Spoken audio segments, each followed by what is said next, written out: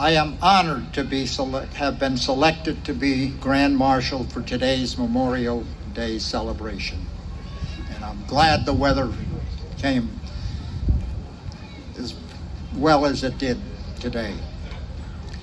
I was going to give you a little brief resume of my military background, but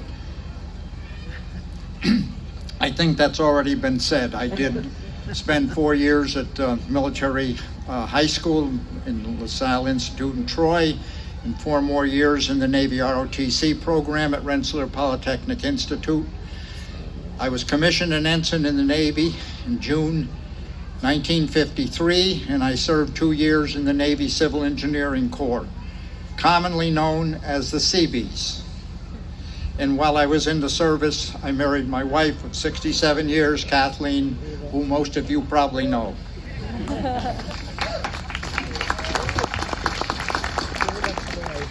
I was stationed at the 3rd Naval District Headquarters in New York City, where my most hazardous duty was riding the New York City subways. At that time, the Navy was financing construction projects for Cayman Aircraft, Pratt & Whitney, Electric Boat, and other companies here in Connecticut, producing ships and planes for the Navy.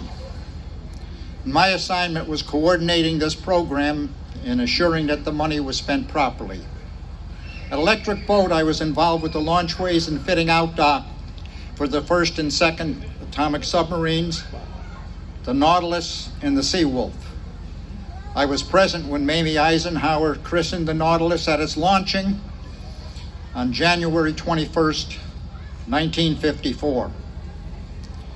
In 1963, I moved to Branford and have lived here the past 58 years. But enough about me.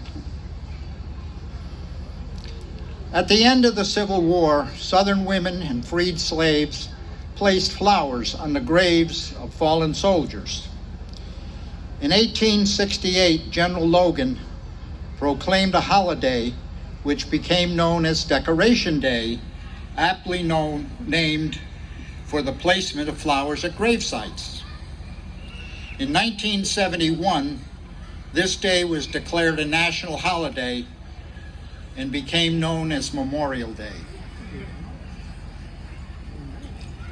Close to 1.5 million men and women of our armed forces gave their lives over the history of our country. The wars in which they fought come to memory when we mention the names of some of their famous battles.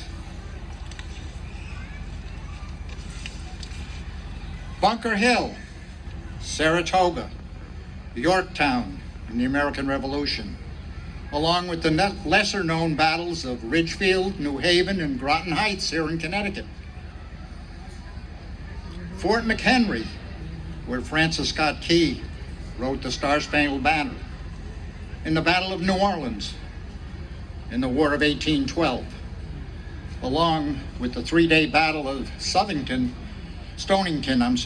here in Connecticut. Bull Run, Shiloh, Antietam, Gettysburg in the Civil War. San Juan Hill, where Teddy Roosevelt and the Rough Riders fought in the Spanish-American War. Belleau Woods and Le Marne in World War I. Pearl Harbor, Midway, Guadalcanal, Iwo Jima, Anzio, D-Day, in the Battle of the Bulge in World War II. Incheon in the Chosin Reservoir in the Korean War. Hue in Quezon in Vietnam.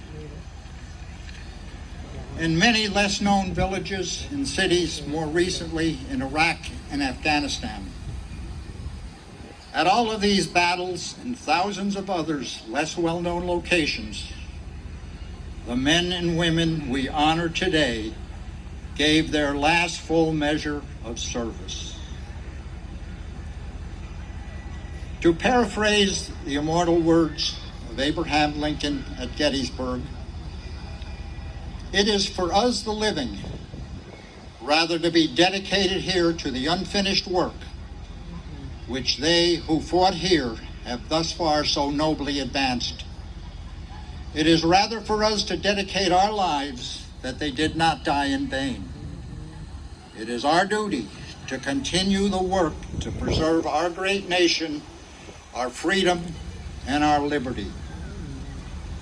If each of us do our small part in service to our community and our country, we will send a message this day to all those that we are here to honor.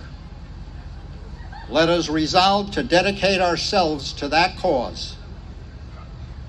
God bless you, God bless our fallen veterans, and God bless America.